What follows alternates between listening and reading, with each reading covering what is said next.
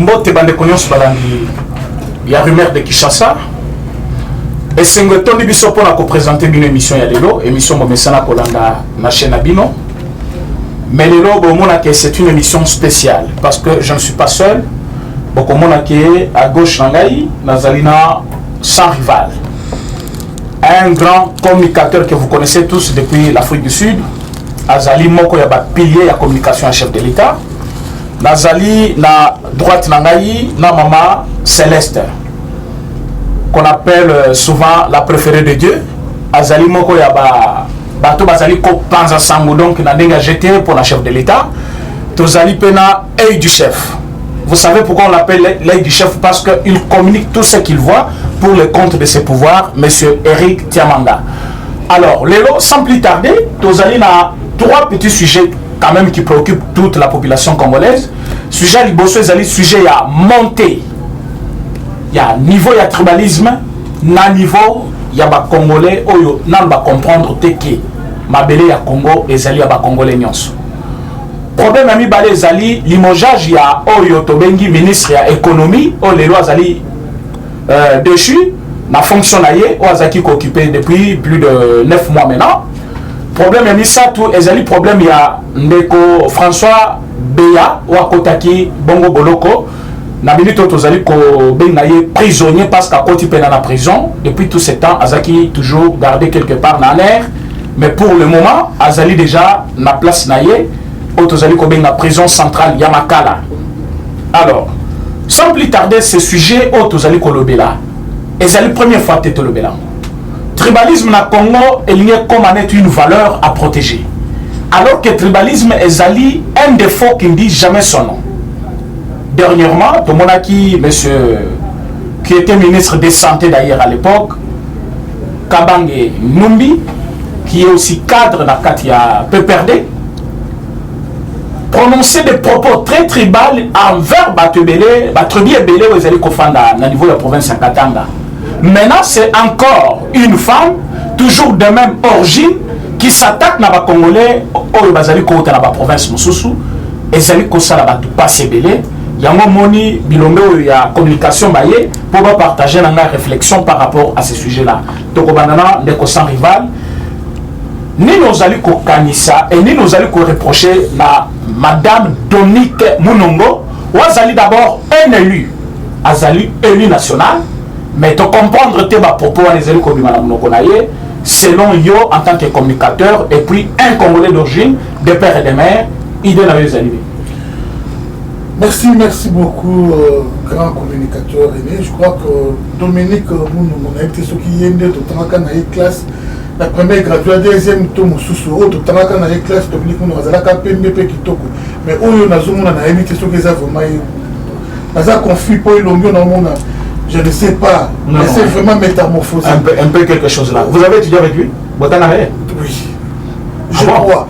Dominique Munongo, je crois. Wazali élu national, bien sûr. Natangana Dominique Munongo, oui. On natangana azalaki pembe lokola Madame Céleste, collègue écoute Madame Céleste à Pembe. Mais on a ça comme on a élongi oyo. Et nous allons avoir très le coin Jeannette Kabila. Ça m'étonne, franchement. Comme ça, ce qui a se métamorphosé le lingue. Bon, c'est grave. Mon thème m'a BP comme ça Kavilaine, je ne sais pas, j'ai pas la culture d'insulter. J'ai dit la vérité. Voilà. Des grands mots, des grands remèdes. Vous savez, si j'admets mon côté Tumbaza, ma bandeko, Congolais et Congolais, sur le monde, il est temps d'arrêter cette hémorragie. Il y a ma bématassi à tribalisme. Si je l'ai dit, ce n'est pas parce qu'il y a mon Congo, ce n'est pas parce qu'il y a mon Louba ou dans mon Gala. Alors, nous tenons sur côté les malabas propos. On est comme Kumba, Mboka la mission de désordre. La guerre civile, nous tenons mérité prison. Franchement, nous mérité prison. La Lani, Madame Munongo, n'a pas dit pas qu'on condamne journaliste Oyambaki. Paulette Kimuntu. Paulette Kimuntu Oyo, Bandeko Nangai, a mérité sort moko na Dominique Munongo. Nous l'avons dans ça, n'est que l'esprit, notre esprit, est à la contrôler ou soit, est à la, comment je pourrais dire, est à discerner. Avant de prophétiser quelque chose, je crois que on discerner yango esprit na biso na discernaka avant eloba c'est-à-dire son prophétie eyelingai que non cette sœur est sorcière ce qui n'a la bimisi yango na koseli molimo makambo ke molimo tininga na bimisi yango lokuta c'est-à-dire je sais prendre ya bien ya koloba na miso bato na ya malali ya musu na kobomba na yebisi mutu ye moko en privé.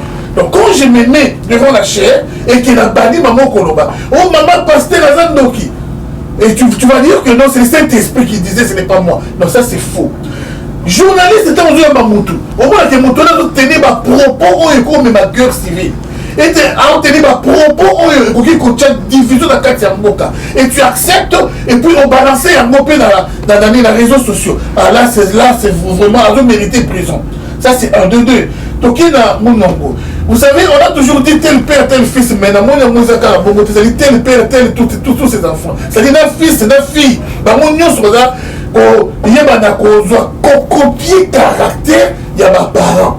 N'est papa a contribué à Koboma Lumumba, n'est moi n'a pas aligné à contribuer à Koboma Baluba. Là, vous parlez de M. Monongo. M. Monongo, bien sûr. Il avait contribué à Lumumba. A contribué à 80%. Comment ça? Papa Oyaye. Comment ça? A contribué à 80%. Non, c'est une vérité que ma Congolais va censé savoir. Il faut épingler quand même un seul point. Monongo qui fait quelle fonction? Il était qui, par exemple?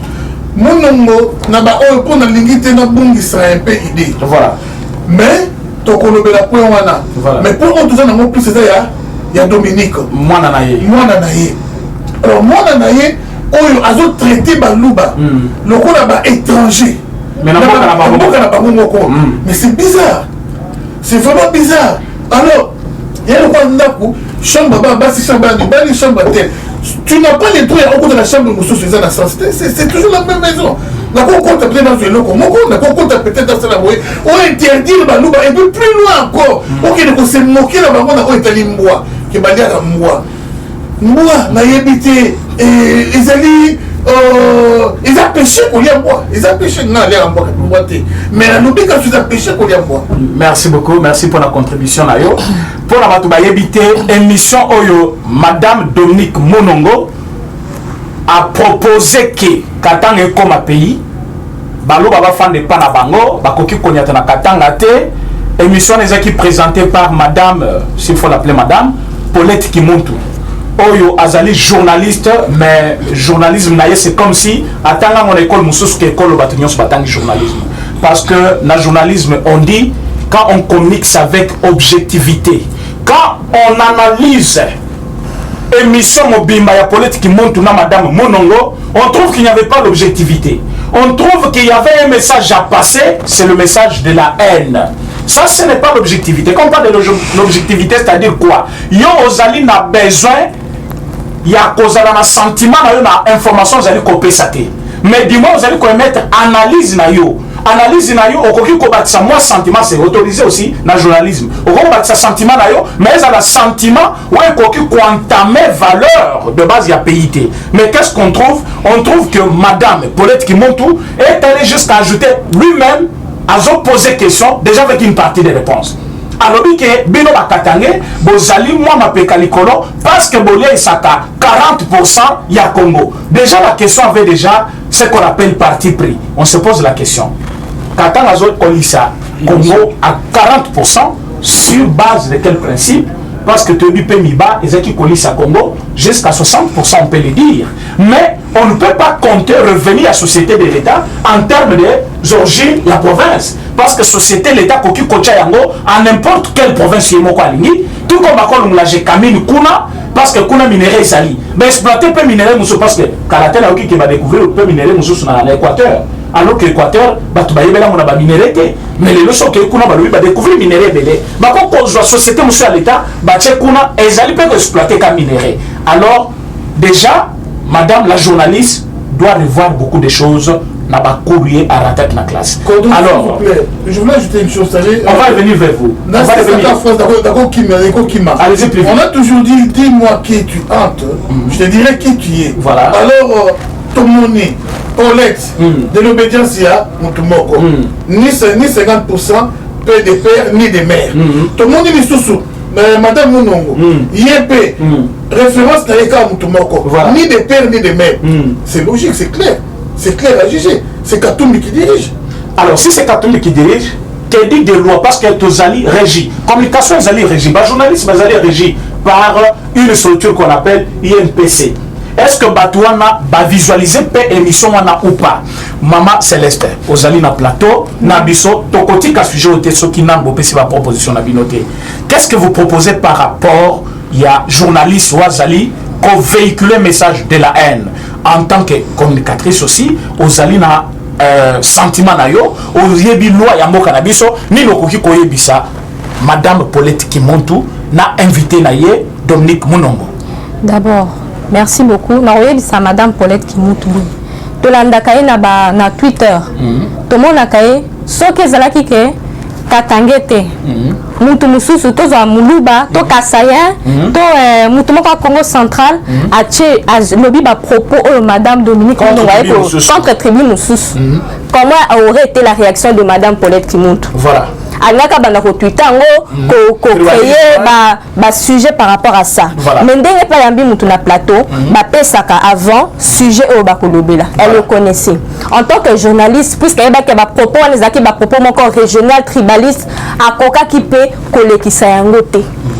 Du fait que yé en tant que journaliste andimi kolekisa yango azad fautive au même niveau que Madame Dominique bango nyoso mi balé bazo inciter population bazo na posa mboka na biso et kabwana to se diviser to se séparer. Donc bali bazo ngisama kamesama na 1990. Exactement. Babenga na bakasaya. Akufa na kati ya nani à l'époque de Kyungwa Kumwanza. Madame Dominique azolo bake ba kasaya bazo liambwa. Na ba chinois o baza ebele na katanga kuna ils se nourrissent de quoi? Baliara nini? Baliara bambwa, bazolia bampese, bazolia bampuku. Voilà bazomona ngoto wana eza mabe pour la bakatangete. Mais pour la bakasayente, mais pour la bakasayente bazolia mbwa, alors elle c'est comme le roi ndete ça. Donc bo sale le mort et koki ko sale mara jamais. Est-ce qu'il y a une loi qui interdit à un individu congolais de soi aboya kolia loko yemoko alingi parce que dans la province mususu que sa propre province. Ils ont interdit. Alors yé azali ko kende jusqu'à interdire que son limbo fana na biso bo respecter biso. Est-ce qu'il faut pas respecter loi? Respecter loi en beau. Voilà. Mais c'est ça. En tant que député il fallait que tu yende asala ke ba loi en boka ezala respecter. Mais azolo ba respecter coutume na bango ya ba. Faut qu'on respecte entre la coutume et la loi. Qu'est-ce qui vient avant? Nul au-dessus de la loi. Merci bien que tu ne vas pas me poser les questions. Aujourd'hui, je suis le mieux placé. Je pense que Tozalina, M. Rick Tchamanga, est-ce que ça va? Oui, ça marche. Tellement que Nazam Makambo Belé n'a le en Koloba. Jusqu'à tel point que nous avons Nabino, nous avons un président sans rival. Est-ce que la situation est image en 1990? La Kozong est la wana. Mais nous avons que lutter contre le tribalisme, c'est militer pour le renforcement de la cohésion nationale. Voilà. On a un patriote congolais qui Kolobango. C'était une parenthèse. Mais ce que le bima kambo en 1900, mais na kozonge là pour clarifier maloba président sans rival à Lobaki, Madame Mounongo azali mwana ya Godefroy Mounongo. Godefroy qui a vu le jour le 20 novembre 1925. Vous parlez de son père. De son père. Je reviens sur son père. L'action, les actions menées par son père. Oyememaka sécession na Katanga. Ça veut dire que Akufapé le 20 mai 1990 na Kinshasa. Azali moko ya balider oyo basalaka sécession ya Katanga qui plongea la République démocratique du Congo na crise moko na guerre civile. Ah bon?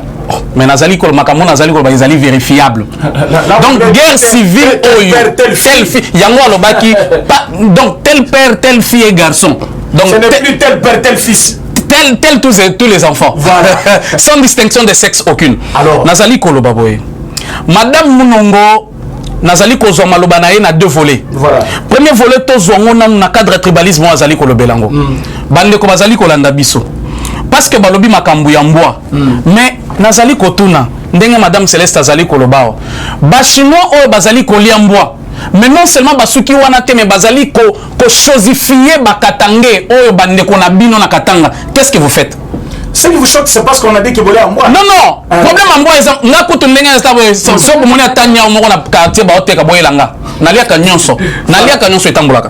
Alors, ça veut dire ceci, tozali na posa ya bokabwanité lelo. Tout Congolais est chez lui. partout. 2 345 000 km² et la superficie RDC. Voilà. Donc si je suis Kassaïen et que je me trouve dans le Bandundu, je suis chez moi. Il faut nous la fière. Comment vous pouvez m'appeler que Nazali émigré dans Mboka Nangamoko? Parce que j'ai quitté une province. Ça n'a rien à voir. Est-ce que Namboujima et Kuna Bakongo Bazate?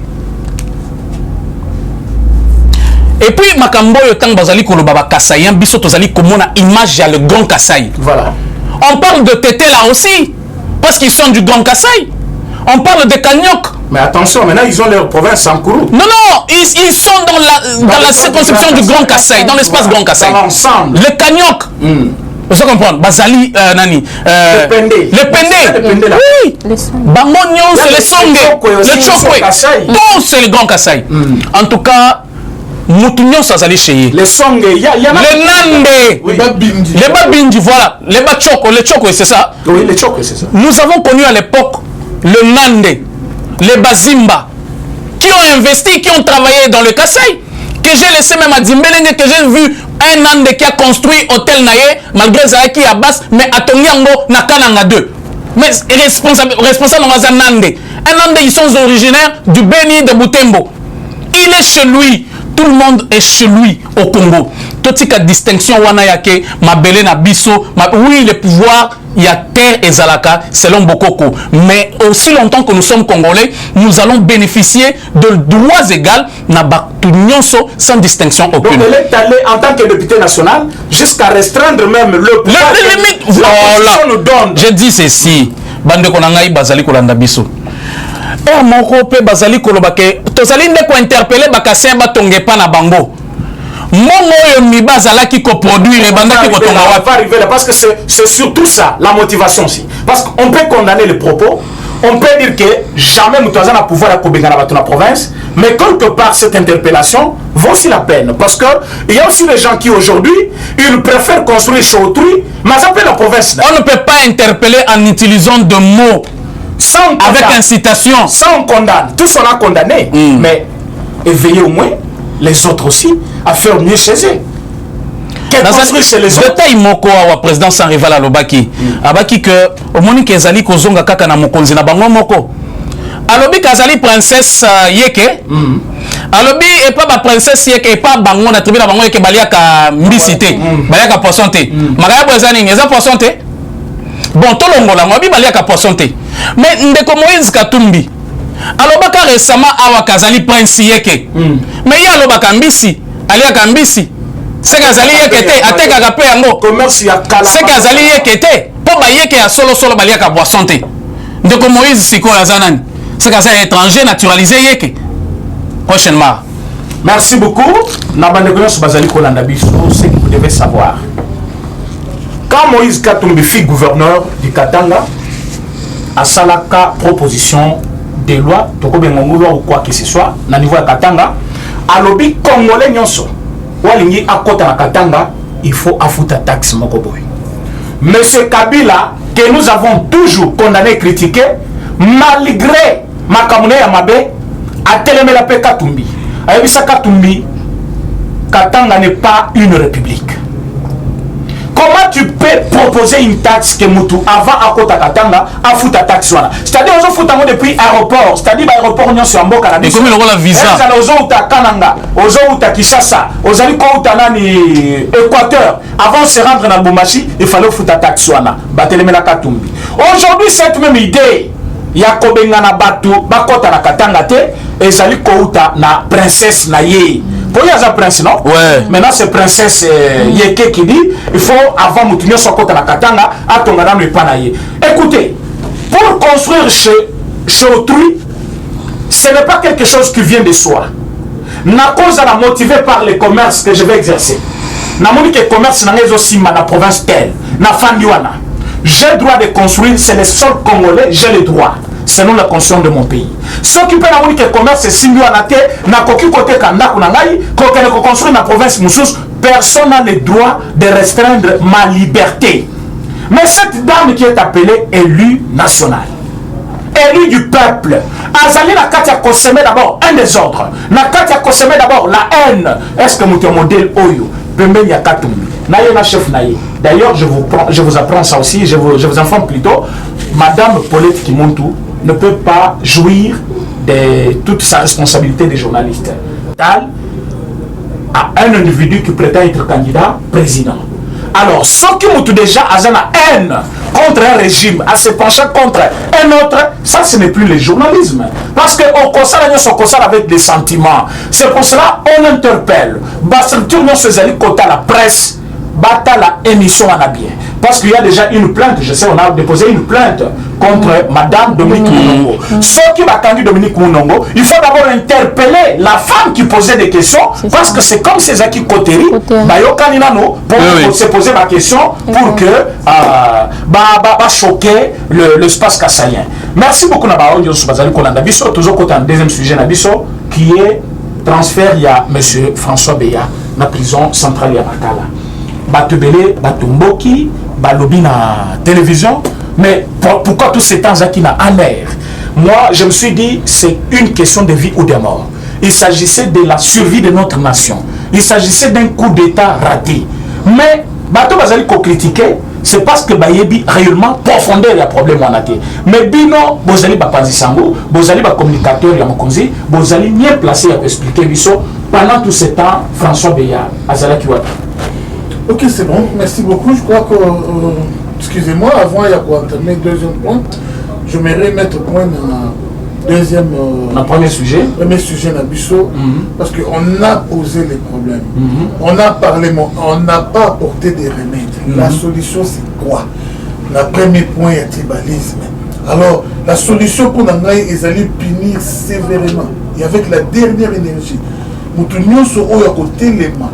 Les camots de tribalisme pour nous même condamner à mort pour y servir des leçons dans ma tournée sur ça et pour pendre vraiment dans le stade pour que ma tournée sur ma banga aujourd'hui tannir ma film et s'enfouer la tombe à midi dans pour que ma tournée sur ma banga c'est très important. Non le bélo va critiquer après mais oh yo basala d'abord oh basala parler monde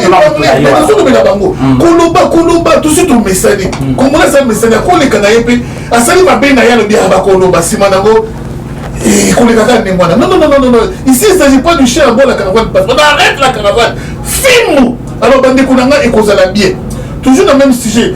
D'une autre part, je demanderai au président, notre président, son excellence Félix Antoine Tshisekedi, à mécanisme nous changer politique, à adopter politique comme Mobutu Azalaka na vous voulez pas qu'il soit dictateur? Non, il faut dictature, oui, tous on accepte qu'il faut pour qu'on ait une dictature.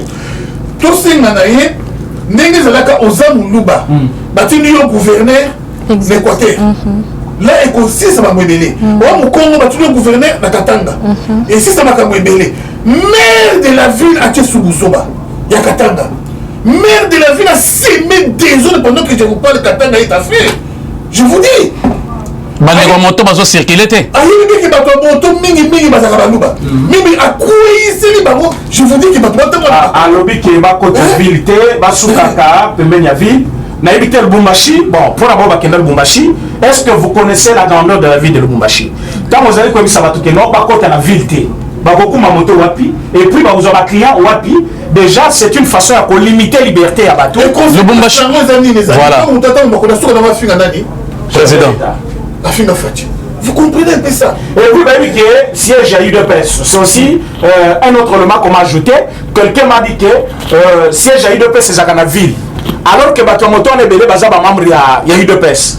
Plus Bakenda Kakuna, ça crée l'engouement, bazali qu'on développe le sujet pour les empêcher d'arriver sur le lieu. Il y a rencontre, il faut bakota ka ville. Comme ça, vous allez choquer pour la portée de la Bakolo. Il y a moins TDT. Qu'est-ce que vous proposez à cette maire de la ville? Là, il s'agit de M. Assel, ministre de l'Intérieur. Mais le ministre de l'Intérieur, lui aussi, il est interpellé. Il y a une motion contre lui, si vous ne savez pas. Non, il a parlé, il s'est déjà défendu. Non. Il s'est déjà défendu depuis le samedi. Son problème était, il a évité ce qui va reporter Yango, mais du moins, motion Oyo, question orale. On va poser qui est. Il était au Parlement le jeudi et le samedi. Ok, c'est bon, évoluons. Toujours Katanga. Pourquoi toujours Katanga Binopé. Bon, dans le bipar, il y a. Bon, toi, il y a un deuxième sujet. Tu traînes la sujet à la mingi. Dans le gouvernement, ça me semble, et puis tu peux pas Katanga. Bah, comment on a la République, on va minuter. Attaquez! Les allez, attaquez! Non, ça ne va pas. Ça ne va pas. Et qu'on a la malade, et qu'on risque un jour, puis ma province, et ça n'a contre Milo. Et on a la malade. Deuxième sujet. On a tiré les somocos dans l'arrestation à François Béa. Les sommes on a tiré les alignés. Je ne dévie pas ta question, mais l'arrestation à François Béa était inamie. Était inamie après l'arrestation à Kamiri. Dans ce pouvoir, tant que dans ce pouvoir, l'homme fort, c'était Vital Kamiri. Moi, j'étais en Afrique du Sud quand j'ai appris que Kamiri était en prison. Bakandi Kamiri. Elle me dit, ah bon, Kamiri. Et héritier, à ce problème, il faut pas Kangaï à côté de prison. Kamiri a intervenu pour la héritier, libérer héritier. C'est-à-dire, Kamiri était un petit dieu. Et quand j'ai vu Kamiri aux arènes, je me dit, ah, ça c'est vraiment l'état de droit. Et après Kamiri, maintenant, l'homme fond, c'est François Béa. Est-ce que François Béa pouvait s'imaginer un jour qu'il y a combien de prison à alors, toi qui me suis en ce moment, qui que tu sois, Ragnos ou nous a occupé, papa, il faut tout ça bébé quoi, très important. Tout le temps dans mon connaissance, fatigue au film, fatigue, mais il y a pas qui fatigue, on a pu, fils du pays, on a pu protéger dans le loi pays à Moka. Donc il y a toujours des limites. Quand tu dépasses les limites, il y a une loi pays au Kagayo. Lui, quand il connaît dans mon Konayo. Il a été accusé de la haute trahison. Coup d'État, oui. Justice à Salim Moussalanaye. En tout cas, je n'ai pas de commentaires à mettre là-dessus. Voilà, merci beaucoup. Parce qu'il s'agit d'une question sécuritaire. C'est une question, j'ai oublié. Les gens séparés, non, ça n'arrivera pas. À partir de François Béa. Et comment rater? Ça n'arrivera pas. Moloba Ataba Bundi, c'est comme dans une famille. Il y a un qui va Bunda. Ça ne va pas séparer les gens. Ceux qui moutoient Yibi à Yibi, ceux qui moutoient Linga la coup d'État. C'est une fraction, c'est condamnable par la loi. Déjà, un conseil spécial des chefs de l'État, c'est quelqu'un de confiance. Je vous dis, il y a un mariage que je vis Fati aller à l'église, dans la salle de fête, c'est l'unique mariage des fils de François B. Donc Fati a consacré toute une journée la cérémonie. Il a commencé par Nani, maison communale. Pesi bango droit que beaucoup moi c'est mobali kei na salle fêter. Donc le chef de l'État toujours dans son véhicule derrière ces couples là jusqu'à donner un cadeau, un meilleur cadeau. Donc c'est un homme de confiance. Mais si vous voyez Fati rester sur l'ancien, c'est qu'il y avait un ça ne va pas. Alors il y a des gens qui condamnent. J'ai vu des manifestations maintenant de gauche à droite qui disent que il y avait même un ami qui était avec moi, sur WhatsApp. J'ai fait une émission pour expliquer réellement ce qui était le danger de François Béa. En passant par ce problème, il m'a bloqué. Donc, selon lui, il fallait tout la silencier sur une question qui concernait toute une nation. Parce qu'un coup d'État s'engage toute une nation. Quand vous renversez le régime, conséquence yo koyo bangote. Mais biso nde to compatible parce que tant yo zali wana ozali ko bénéficier na ba militaire ba garder yo, ozali ko bénéficier na mutu ko sa pouvoir. Mais petit peuple ebité tani na zali ko vivre. Donc tant va transférer François Béa, moi je pense que azala ki na niveau ya amer. Et pas Bazaki Korénil d'abord, élément nyonso parce que il fallait faire vraiment l'enquête sérieusement. Parce que tant que Tazali Koka na sala coup d'état, tu éviter banan baza simanaï. Alors le service de renseignement, bazuta ya kosala musala na bango. Na éviter ça vous fait quoi, Zali et Sengo, soit c'est un regret de voir un homme fort à côté du chef de l'État à côté de prison. Premièrement, ils en ont nous regret. Regret dans le sens où il avait la confiance du chef. Voilà. Il avait la confiance du chef Nengo Lobi Awa. C'est le seul mariage au président de la République à Kenda, à na église, à petit na soirée. Voilà. Et ce qui s'y est réussi ça.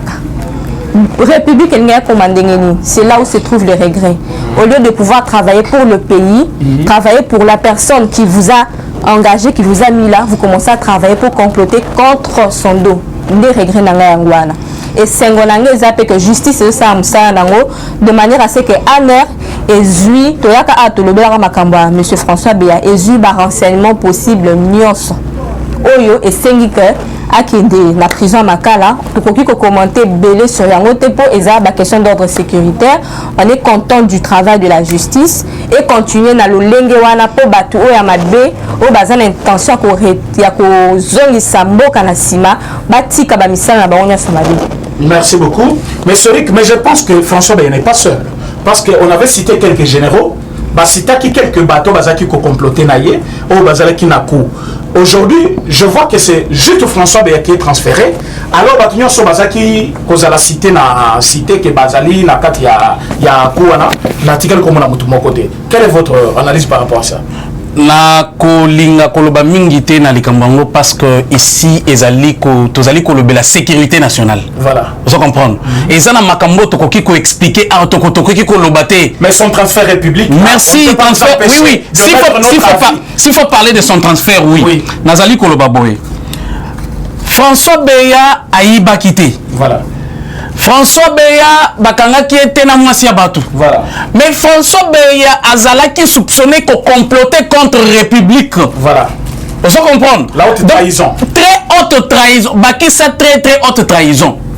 Donc likambuana ezala solo ezala lukuta mbala moko et ko créer tension entre relations naïe d'abord na président de la République. Parce que le président Rosalana il m'a regardé oh mais comment Mouto Yonde azali ko gérer sécurité nanga Yende azali ko s'occuper na sécurité de la République mais azali soupçonné vous comprenez ko comploter contre la République c'est que fona salanini na tie musika.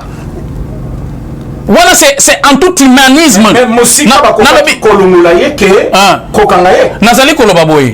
Voilà, le chef de l'État ne peut pas s'immiscer dans les affaires de la justice. Voilà. Donc il reste garant de la nation pour le bon fonctionnement. Éclairer l'opinion qu'il y a la justice qui fait son travail maintenant. Mais aujourd'hui, en tout cas, l'Andignon Sobazali Kolanda Bisso partout dans le monde, Nazali Kolobaboye.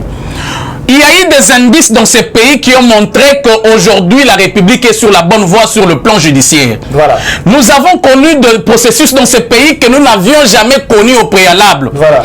Et le fait seulement que Kalev Akimaka na mboko yo ezala qui impacte monene parce que parfois certaines personnes bazotanga Kalev mais ba éviter qui était Kalev. Voilà. Le général John Numbi qui a pris fuite dans ces pays et c'est là qui déjà indice monene ya koloba que justice azali ko sala. Fini la République des intouchables. Fini la République ya mwana ya ndeko ya miniko ndokwa ke ya c'est fini. Aujourd'hui nous sommes dans une République démocratique du Congo où tous les symboles, il y a unité nationale, il faut les réunir et puis justice c'est ça la. Aujourd'hui, ndeko François Béazali n'importe qui t'es Bozali Koloba Awa. Azali qui n'importe qui t'es. Le fait seulement que Azala interpellé, tout le monde a makambo que Azala na détention, soit placé à Makal, interpellé. Qui pouvait avoir le courage d'interpeller François Béa? Parce qu'il y a quelqu'un qui il donnait les ordres partout. Mais quand on a eu quand même à l'interpeller, ça veut dire qu'il y a eu quand même une justice qui existe. Raison pour laquelle nous devons soutenir le président de la République dans sa lutte au Ezali pour établir état de droit. État de droit, ça veut dire que justice est équitable. Une justice pour tous. Et le lot, on a eu problème na ministre, le lot, on a eu problème na patron, on a eu problème na DG. René, na fondé, toqué la justice, bakati équitablement, na obtenir gain de cause. C'est ça ce que nous avons lutté et milité pour ces pays. Aujourd'hui, le fait de l'amener à Makala, ils ont les détentions, ils ont les bisika à sécurité. Les gens va kotika ekuna na aner, ba complice ya zala ki mukonzi munene depuis des années. À cause on a ba complice kuna, à cause qu'on s'évadait. Non seulement ça, à cause qu'il peut commis ça la mabé. Parce que bato na ba kokaka tension te. Bangonde ba lukela ka bato ba problème. À cause en iso ki meme bangono ba kokaka mubulute. À cause mais la personne ta seli eluko moboye akufi. Mais bisika ya kimia. Secret nyo se nini ki. Le bité banani bazana ye na complot, c'est ça aussi. Bisika ya kimia wa koki kopema na ndenge ya solo ezali bongo prison ya Makala. En tout cas vanda kuna chaque 5 minutes ko banda koya na banzi ba connecter. To ko betele tout pour aller bana ko yebisa biso bo solo bongo ya état de droit. Voilà. Merci beaucoup Bandeko parce que émission je vois que vous êtes venu réellement pour répondre à ma question. Il y a Bandeko Bazali Kolanda Biso partout. Bazali ko se poser ma question en ami. Si ma koko il s'aministre il y a économie. Parce que tout le monde qui bongo batwazo benga biso président René. Mais vous êtes là bilo que mata. Dollar et matité mais bilo que mata. J'ai fait des émissions ici pour expliquer aux gens que dollar et matité. Mais bilo que mata l'engeni. On avait vite compris qu'il y avait un quoi quelque part. Alors que le ministre de l'économie qu'il pouvait travailler sur ce domaine-là, on a trouvé qu'il était quasiment absent par rapport à son domaine. Alors, déchéance naïe, qu'est-ce qui va arriver après? Parce que maintenant, c'est son vice qui va jouer l'intérim. Je ne sais pas, qu'est-ce que vous êtes en train de préconiser par rapport à la gestion et l'économie et en Bokanabiso comme ministre de tutelle à Lungwe? Ce qui est possibilité, c'est la Akassia. Vous savez, je suis parmi les gens qui avons critiqué Akassia, mais j'ai vite compris qu'Akassia faisait quand même mieux par rapport à, excusez-moi le terme de cet aventurier. Alors, vous savez, des commissions Bazali Popé, c'est une image qui dit moi qui est honte. Je te dirais que tu es. Ministre, voilà. Un ministre, il appartenu. FBC à Bahati, non? Alors, comprenez quand même. Donc, Bahati est derrière les fiascos économiques dans le monde. Ah non. Il fait que le chef a échoué. C'est clair. Bahati, c'est l'homme des confins du chef. Détrompez-vous, la politique, ce n'est pas les A, mais c'est le B. Moi, j'ai toujours vu la politique, la face B. C'est pas le fait de dire que Pierre pas le Bakana, jamais. Mais quand même, nous, Pierre a Jésus 3 fois. Mais il avait regretté ça aussi. Parce que, dites-moi un peu, Bahati aujourd'hui, à Salobi, candidat dans 2023, c'est Fatch ou bien. Vous dites qu'il travaille pour son échec. Mais Azali qu'on prétendre qu'aux Alasima candidature n'a eu comment? Bako Sayote, même Yesu, dans une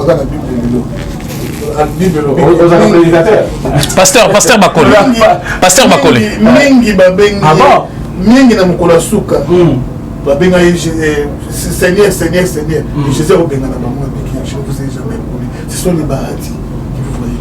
Bahati, franchement, s'il faut compter les 3 premières personnes Oyo Bazali, Kolinga, Chiti ya Fati, c'est Bahati na Nakati. On dit que Bahati a mélange champagne.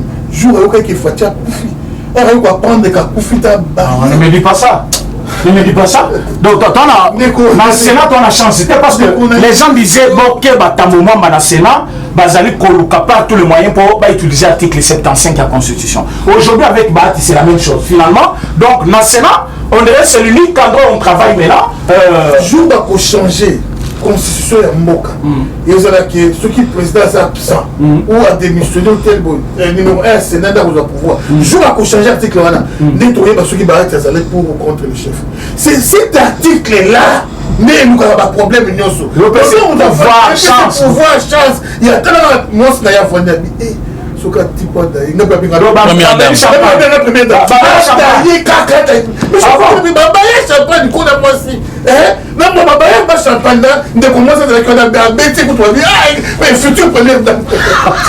mais finalement donc la rumeur qui est faite la porte à Beli Bamsou Balobi à Kofi donc chez Bahati c'était une fête une grande fête surtout confirmation il y a professeur le couteau Yonani comme on a écrit Makanga ils sont Yombi ceux qui n'ont celui qui il n'a jamais été professeur on l'a dit il n'a jamais été professeur vous comprenez Ateka ba livre Yombi n'a jamais été professeur donc c'est un autre aventurier qui ne fait qu'injurier les Louba aussi un tribaliste jamais vu ici là qu'il donnait comment on appelle ça azali ko encadrer bano bazaka bizengi nani c'est-à-dire musala ko sala ezate balobi bano tellement baza bizengi yoyaka omelisi ba miliki sakani na bango poto ezabongo même l'Afrique du Sud ezali pe l'école ya ba bizengi ezalaka non mais ezaki na école te ye pena na ndako parce que dans le professeur webi na mboka na biso on n'appelle pas n'importe qui professeur un professeur c'est qui? Ce n'est pas le fait d'encadrer quelqu'un. Il y a bateau batanga te azawa, tanga classe. Mazo encadrer bana bien ndako. Ko bundate ko sala boité ko timo yote. Wana za professeur encadrer bizengi. Azo encadrer bizengi kuna musana yangona. O kuna ka même longina ndenge komate. Donc qui s'assemble qui ressemble bien sûr. Donc du fait que conseil ça va na jeu. Il y a bizengi les il faut comme c'est qu'il faut même il s'appelle longi comme le roi zengi on va comprendre que yona bango bozande c'est pas mon toi comprendre fallait un tribaliste jamais vu na émission na jamais ça l'émission sans citer comme là bakasayen d'abord avec Nabilo Bamilofort celui Bamilofort celui Bani donc lui aussi est dedans mais Moto Yabati c'était l'excellent selon Bahati ou appelé ça qui biso dans le gouvernement en tant que ministre de l'économie a beaucoup ici mais malgré beaucoup ici Bahati a raflé la province belé oyo a tia candidat gouverneur Batunaye en tant que communicateur qu'est-ce que vous conseillez maintenant la union sacrée parce que Bahati se présente aujourd'hui comme un danger. Je te pose encore toi cette question parce que c'est toi qui avais soulevé ça. Qu'est-ce qu'on peut faire parce que pour que Bahati ne soit pas un danger, parce que vous le présentez comme un danger contre le chef de l'État. Pour que Bahati ne soit pas un danger, le problème n'est même pas chez le chef, mais le problème c'est le leadership de l'UDPS. Donc, un autre problème. Un autre problème. Il faut que le leadership de l'UDPS... Comment expliquer que le chef de l'État arrive à 4 ans? Vous comprenez? Bouchabouye, UDPS 4 banderoles, drapeau. Bahati 150 banderoles. Visibilité qui n'est pas gagnée. Nous ne même pas ça à Bamouna. Vous allez me dire que Bahati a plus l'argent qu'on est à pouvoir en place. Parti au pouvoir, s'il vous plaît. L'UDPS jusqu'à présent se comporte comme un parti de l'opposition. On ne voit rien. Mais parti du pouvoir, il faut il y a un drapeau, il faut un billet. Ça, c'est un autre sujet qu'on va aborder un autre jour. Mais il y a je vous dis. On va en parler. Je ne veux pas entrer dans ces sujets-là aujourd'hui. On ne montre pas Bahati la carte de membre. Ils ont bien montré des personnes en carte de membre, 4 partis. Ah, heureusement que moi j'ai ma carte. C'est qu'il y a eu, c'est que ça il y a 2011. Nani, comprenez, secrétaire général Kabouya. C'est normal. Secrétaire général Kabouya a 70 chaises. Je voulais Papa Tikana Loba, s'il vous plaît.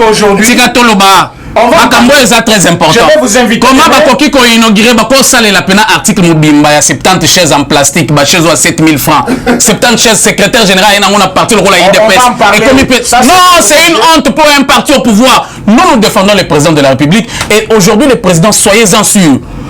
Pour sa réélection en 2023, on n'a pas seulement besoin de l'UDPS. Un des leaders de président du parlementaire de Bouchil a entamé un processus. Il y a, comment il a appelé ça? Il y a consultation. Oui, savons l'UDPS. Savons l'UDPS. Alors je crois que EcoP, c'est quand même... Vous parlez de Gilles Kaloubi. Gilles Monnière. Je crois que EcoP, c'est quand même une solution. Mais ce que nous voulons, les amis, Tolingi DPS, Makassi. Tolingi DPS, et son vraiment netto. Le secrétaire général, nous vous aimons. Nous vous aimons vraiment parce que la lutte que vous avez menée dans l'opposition, bravo, respect. Mais ce qu'on a pouvoir, tout est pas. Tozo te pate et zo tambolate. D'accord. Merci. Et Yokani, je pense que le secrétaire général Koyoka Yango, Tozali, aussi ça va être ministre de l'économie, parce que l'objet de monaki pénurie à carburant, ville Mobimba. Ça fait aussi partie toujours de l'économie du pays. Qu'est-ce qui a fait que Tozan a carburant toute une journée, alors qu'approvisionnement est servi en un clin d'œil? C'est la mauvaise gestion parce que ça montre que le carburant est équilibré dans le carburant est équilibré. Mais nous avons fait une journée, je passais combien d'heures dans la station? 3 heures du temps pour avoir carburant. Et puis, à côté que 25 litres, qui 10 litres. Il était là, il est venu me trouver là. C'était difficile. Alors, la question que je me pose, est-ce que c'est la mauvaise gestion? C'est l'économie du pays qui ne marche pas, ou soit mauvais gestionnaire? C'est à M. Rick de répondre à cette question. Moi je pense que s'attaquer au ministère de tutelle, ou soit au ministre de tutelle, comme je voulais le dire, c'est une erreur.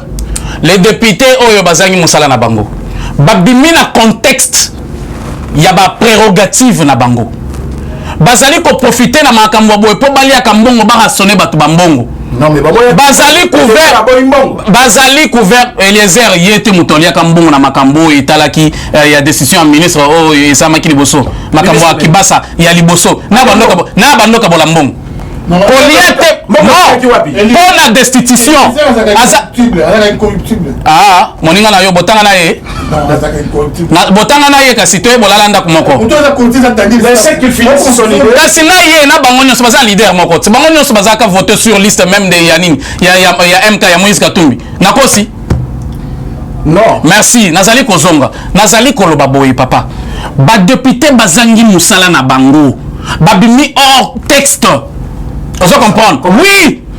Nous avons interpellé Zali Premier ministre, chef du gouvernement. Depuis le gouvernement Nayeboye Bissana, qu'est-ce qui marche, s'il vous plaît?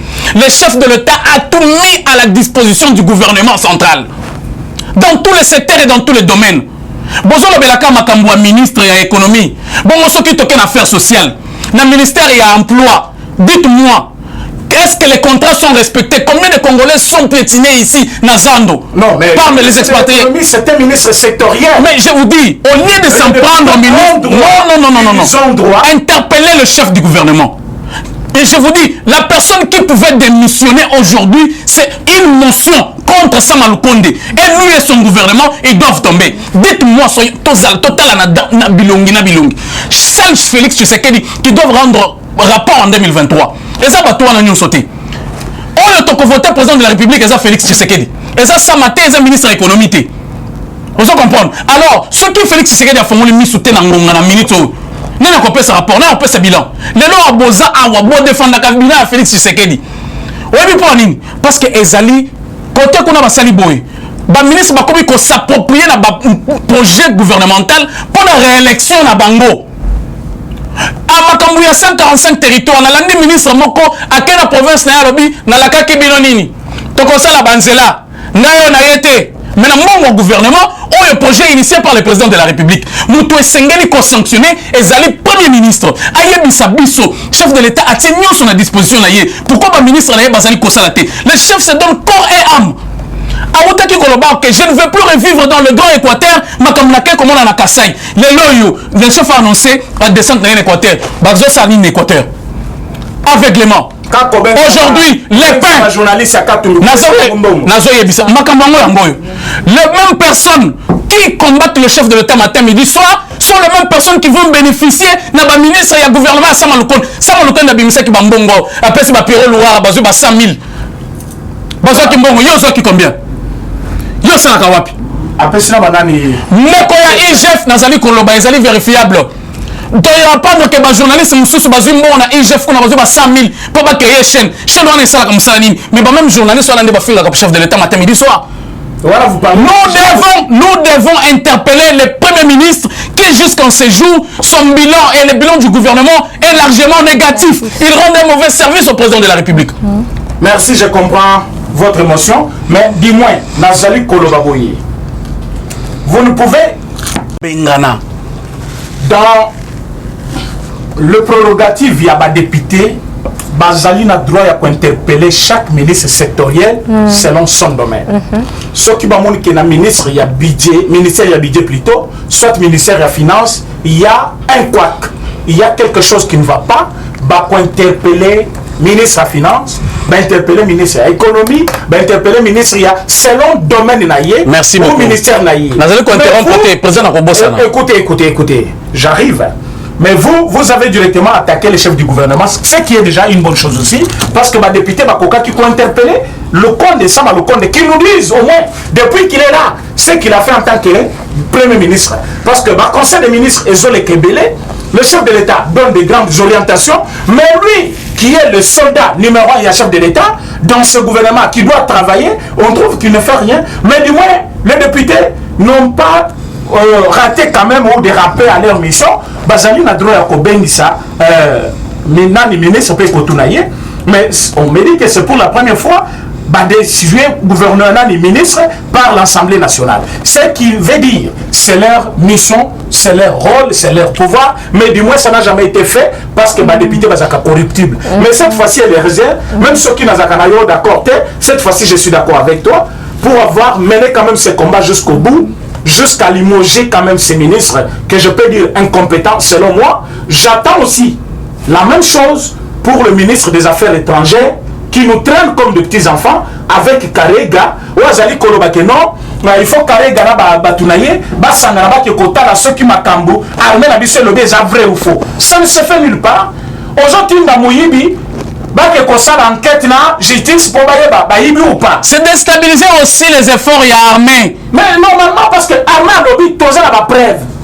Et ça énième fois tokangi batoyo, bazali sima ya rebelle. Maintenant, aux amis ministres des Affaires étrangères, il fallait proposer au chef de l'État directement, toi, ambassadeur, toi, ambassade, comme ça, tu as négociation. Non, nani Karega, il y a un Rwanda, une banquette, probablement, ceux qui ont armé la président, s'il vous plaît. Nous allons finir quand on a dit qu'on condamné les députés. Nous allons le ministre de l'économie, il a destitué, il a choix. Azali, il y a Nini. FDC. FDC Azawapi. Union sacrée. Oui. motion nyonso etelemi na minute et visé ba ministre ya nini ya union sacrée Aselo aza visé lobby na yebiso lobby lundi il y a eu une motion contre Aselo, allez-y vérifier. Ministre il y a peut-être un tic motion et Augustin Kibasa visé par une motion. Ministre il y a finance Kazadi Nicolas visé par une motion. Vous oubliez qu'en quelque sorte c'est une déstabilisation à l'Union sacrée. Comme bien même l'Union sacrée est allée pour couvrir la compétence. Nazali koyebisa yo. Bazali na kati ya Union sacrée parce que bazali ba infiltré, bazali na mission na bango. Tala ba poser émotion. Banda kotanga. On comprendre que ba parti na bango bazali ba parti nini. Trois bazali ba parti ya Katumbi. Dites-moi. Mais bazali na kati ya Union sacrée.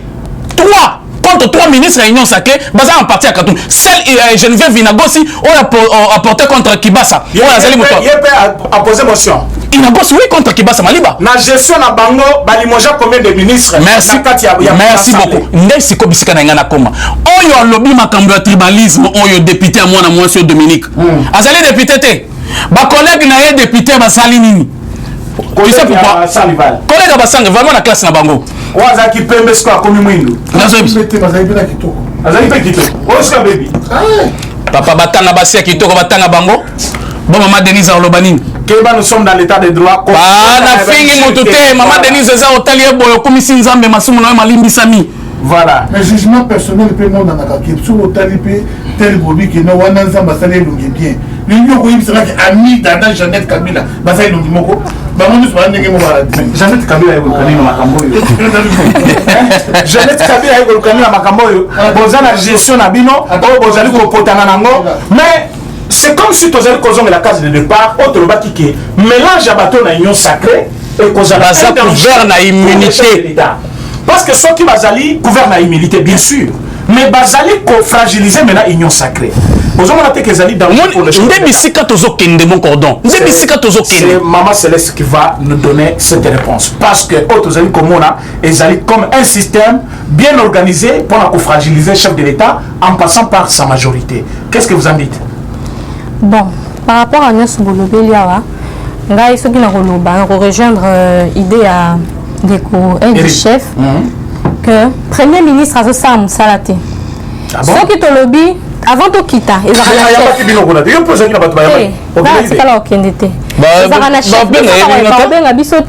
bakobengaka bato bafingaka chef de l'état bato mais ça avec le chef de l'état akobengaka bato voyage na ba ministre mama bolimbisanga botala ba voyage nyonso oyo s'il vous plaît nga nazo bima déjà tananga ekoki na lobi boye ba voyage nyonso oyo ba ministre wana bakei pona ko représenter Congo dans les domaines différents boye bisanga journaliste nini ya pouvoir o akendaki ata moko to communicateur ya pouvoir akendaki tant bakendaki awa Espagne bakena banani bakena ba mutombo Israël bakena ba Peter bato bafinga chef wana ka bato finga chef tant ba memaki ministre nani ya tourisme tant bakena Dubai bakena banani mais tant bakendaki Écosse bakendaki na banani yango nazali koloba soki obandi kotanga ba ministre oyo bazali frappé par incompétence na vol soki boyoki ke mbujimai non mais on a coûté biso tokendaka kutu na ba moyens propres parce que nous soutenons le pouvoir en place. Ah, quand vous étiez parti au Kassai là, là ba moyens propres na bino. Boye biso ministre nini atombola musapi wa mwana biso na bureau na ye tok tok to yo lokamonga billet. To conseiller chef de l'état moko o akoki koloba que j'ai supporté votre voyage. Ça ne veut pas dire que bango ne soit pas mutema mabe. Il y a cela. Oh, atali musali musala kitoko boye, ateli bon on approche à soutenir bino. Ce n'est pas ce que nous demandons maintenant, mais nous demandons ça, c'est le découragement total de ceux-là qui soutiennent le président de la République, au détriment de ce que nous sommes en train de regarder. Vous allez comprendre. Si quoi soit bandi côté un ministre, oh bazali frapper na incompétence, na vol de tournement, si t'es na bas secteur na bango. Nicolas Gazadi na finance, EPST kuna buzoba. Vous allez comprendre. Tout le monde a ministre nyonso wana économie kutu wana destitué. Lutundu la cité. Nani boye cité. Au moins que Kibasa il cité aussi parce que Kibasa kutu toko le batte parce que motion na yeba lobby que à quand le remboursement il y a frais prélevés par le RAM mais bazali comment ça na que mbongo ezaki généré par RAM et ça qui musala le lo ba université basala la ba wifi gratuit bazali comment ça na ce qu'on va rembourser. internet to bato baosalela ofele ti lelo oyebi ke chef de l'état alobaki ke baétudiant bakosombaka lisusu syllabus te mpo nini parce que baza na wifi ekomi gratuit lelo so ozongeli chik lokola héritier watanabe que je salue en passant goga nani akoyebi soki azongeli classe soki oke université okomona que internet eza gratuit suite à l'investissement ya ministère ya petentique que je salue que je vais d'ailleurs encourager. Donc dans l'ensemble, vous voulez dire que le ministre visé, bazali ba ministre kaka ya union sacrée. Alors que batou o bazali ko visé bango, bazape ba député ya union sacrée. Avec mission. Ça montre une guerre à l'interne. Une façon, Yacobé, c'est la chef de l'État. Mot de la fin, une minute à chacun. Donc on a des sans rival. Qu'est-ce que vous proposez au chef de l'État par rapport à quelques jours qui nous restent dans ce mandat? Je connais le fils d'Étienne Tshisekedi, le fils de Maman Marthe, un homme fort, un homme qui ne recule pas devant n'importe quelle attaque, n'importe quel danger. Je connais cet homme, un véritable combattant, Félix Antoine Tshisekedi. Mais quelque part, quand on aime quelqu'un, il faut oublier aussi la vérité. Voilà. Excellence, Batou Bazali, le peuple d'abord, et ce peuple, Bazou Sengayo, imprimant 12 à dictature. Démocratie oyo memeli biso na Congo awa et Simbati. Eza sapato ya numéro na biso te oto ulata. Donc vraiment tu veux dire quoi?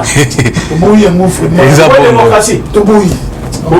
Tolingi fimu. Na kosenga marche, tout ça la marche. Dictature, mboko efora dictature pour makambo ke liboso. Franchement, tout ça na dictature parce que chef faut bête le boko na mesa po bato.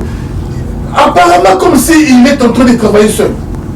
Il travaille seul, Bolingwa Mboka seul, Bolingwa Congolais seul, Bolingwa. Comment expliquer que je consomme des timbongo? Parce que yo on peut s'abattre, on est bon. On peut se mettre pour la prochaine. On peut se non trop. C'est ce qui dans un côté de la mosinité, c'est par rapport au temps. Voilà. Temps, ils ont manqué et puis sujet, tout va de la sujet. Ah, il n'y a pas pour que parce que ceci n'a pas sur les lots, mais il bignon sur base à la boloko. Parce que plus bazo yiba, chef nazo fingama. Tolobeli Awa, on a conclu. Tolobeli Awa Kaya François Béa. Mais le chef, il sait que François Béa n'est pas seul. Batou nyonso oyo ba complota qui na François Béa, ba généraux, ba politiciens, ba zali mais bazo va qui na occupation dans bango. Mais pourquoi le chef est toujours lent à réagir? C'est là où le bas blesse. Il faut habiter le bon qu'on a mis ça. Bakamu Shinji Karega oyo nani ambassadeur ya Rwanda. Ba benga na iloko na Rwanda Afrique du Sud, moi j'étais là. A comploter dans ma cambo ebele.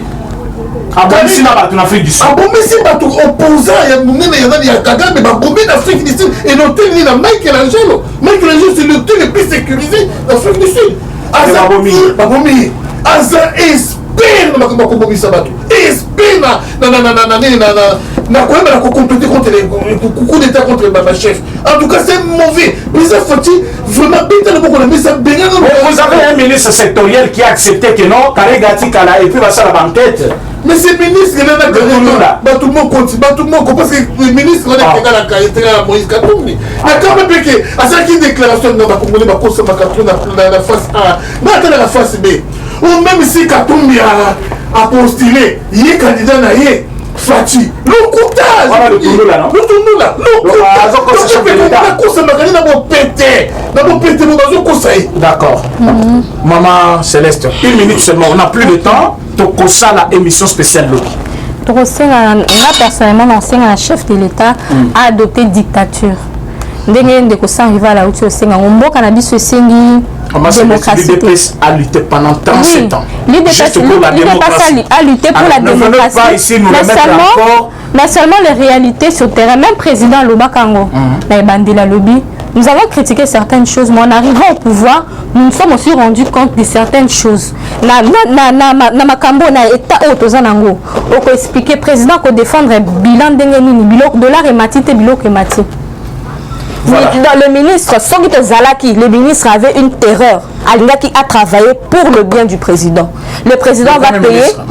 et le ministre sectoriel et le premier ministre, tous, pour moi, ils doivent tous, on doit tous les limoger. Il ne faut pas démissionner. Oui, le premier ministre doit démissionner pour Moussa la Sali et Monanité. Voilà. C'est le plus nul. On se disait ici à Pépé Lukamaza, mais il est jeune, avec toute la force, avec toute la jeunesse. Qu'est-ce qu'il manque pour travailler? Moussa la Sali. Non, mais par rapport à son âge, il est jeune. Il est jeune. Il est jeune. Le Céric, un mot de la fin, on finit déjà l'émission. Avant de clôturer, mot de la fin, vous voyez que Tozali n'a pas antenne presque partout. On vient de m'informer tout à l'heure qu'actuellement dans le Lubumbashi, Tozali Kolobaboye, Efigine, son chef de l'État, Bazo Tiamoto, Zali Kotumba Mayali, c'est quitté image Bozo Landango tout à l'heure. Je pense que n'a pas ça, Nani Régie, à balancer les binondés, Nazali Kolobaboye. Alors, Nalingina si ça me pona loba 1 minute mais bakisana 45 secondes on a récupéré ma kamna otaki loba on a allez-y un peu plus vite parce que moi je vais parler au président de la République clairement et sincèrement. Monsieur le président de la République, les citoyens c'est un mangalias lady chef. Vous regardez en droit dans les yeux et acceptez que ces messages vous atteignent. 60% de ministres dans le gouvernement ne partagent pas votre vision. 90 personnes aux alentours de vous, monsieur le président, ne partagent pas votre vision. Chose qui est vraiment impossible pour que cette mission ou cette vision se concrétise. Votre projet noble, qui n'est d'autre que diriger au cœur de l'Afrique, une éclosion fantastique d'un état de droit ne marchera pas, monsieur le président de la République, si vous n'ouvrez pas l'œil, parce que vous serez la seule personne devant plus de 100 millions de Congolais pour donner et défendre votre bilan. Vos actions sont nobles et multiples, palpables, visibles dans tous les secteurs, dans tous les domaines. Monsieur le Président, s'il n'y a pas d'accompagnateurs pour concrétiser cela, en tout cas, c'est une peine perdue. Qu'il vous plaise, Monsieur le Président, de taper la main sur la table. Pour le peu de temps qui nous reste, Monsieur le Président de la République, même la communication actuellement, de tout ce que vous faites, elle est à terre. Aucun organe, batunion sur votre accréditation, pour couvrir l'événement, bala qui s'abuse sur qui s'en wapi. Et les kakate mais bazaka accrédité au monde événement boye sans structure ya libanda et oui problème exacté pour tous à la large diffusion baye bisabiso baleki sakango wapi les directeurs de communication de la présidence monsieur Eric Nyindu tous les organes de presse que vous accréditez ne diffusent pas les événements. S'il vous plaît, ce que bandina banda kotangela yo organe par organe na journaliste ou ayaka yebisa bango kaka ke ba présenter yo lien soit archive ya eloko événement otaki koleka même il y a 2 jours ça veut dire qu'ils sont avec nous mais ils sont contre nous. J'ai dit et je vous remercie. Ok, merci bande konyoso bazali kolanda biso lelo partout dans le monde entier. Boye bake oyo bazali ba pilier ya communication, je dis bien ba pilier ya communication chef de l'État. Je pense que nous aurons une émission spéciale ici pour démontrer ba œuvre à chef de l'État. Tozali koyebisa bandeko ba katange o bazali manipulable ke bati kakokota na lukuta wana tala ba manipulation ya batu o bazali ko bomisa ba jeune ka bakatakatanga tous ces jours ici akoko sa ba on a 15 000 30 000 abimisi ba sur la place publique na elamba moko eteni moko elamba na mutu ya rouge akobima bona place publique ba beti masasi akufi kisi bakosaki ya lukuta alors ba jeune bakufi ebele na histoire wana ya bakatakatanga batu ebele bazali kozongisa makanisi sima batali makambo eleka na 1990 balobi ya boy et ça la malisusuté. Et le peuple kassaïen aujourd'hui, ce n'est pas qu'ils sont faibles quand ils le regardent et ils le rejettent. Yeba ke mutoroba kamingi te soit tomboki ezakamabe. Boti kamakambo oyo batu bazali ko infiltrer bino bazame même pas d'origine katangese ya solo. Bazali batu ya libanda ya mboka parfois botama d'un seul parent congolais mais aye kocha confusion na province na bino ozali katangé ozana droit kotamula na ba province nyonso tout comme un kassaïen tout comme un Mukongo tout comme un Mungala azana droit kotamula na ba province nyonso pour na ba nyonso bazali na espace katangé ba se sentir libre bazali pa na bango oyo nyonso akocha tembe loi ya mboka ekokangai. Parce que tant que moi, je vais kanga bakangi moko lelo musulobi bokolo me bakoma kangaka bakatange ndengeni mais ce que ceux qui bakatange bazali à la base il y a tribalisme il y a kokolisa makambo mabe pour que batu babomana batu wana bazali un dérapage un dérangement pour la République. Alors République a otila bango te loi ya mboka e kanga bango to pesi merci na basali nyonso ya télévision au tobengi rumeur de Kinshasa ou Sango ya Congo. Topesi merci na monsieur Caris wazali kopesa biso espace pour na kusala musala. Topesi merci na chef de l'état oyo yemoko azali kolanda kabiso na ba émission na biso pour na kozwa maya koki kosalela na ngomoka. Topesi merci na ba oyo nyonso bazali ko soutenir musala biso na notre parrain monsieur Topin Kabongo que nous saluons en passant. Tozali kopesa merci na Pius monsieur papa Pius Combo ba tebele bazali ko soutenir émission yo. Maintenant, beaucoup de la réalisation de chef de l'État en boucle sur cette chaîne. Abonnez-vous encore massivement. Et puis, bon, on a vu ça partout. Et il y a les comptes comme Aïe du Chef, Lokitua Congo et les autres comptes que vous pouvez suivre. Bozala, merci pour votre attention. Tokutani Lobby dans un autre numéro.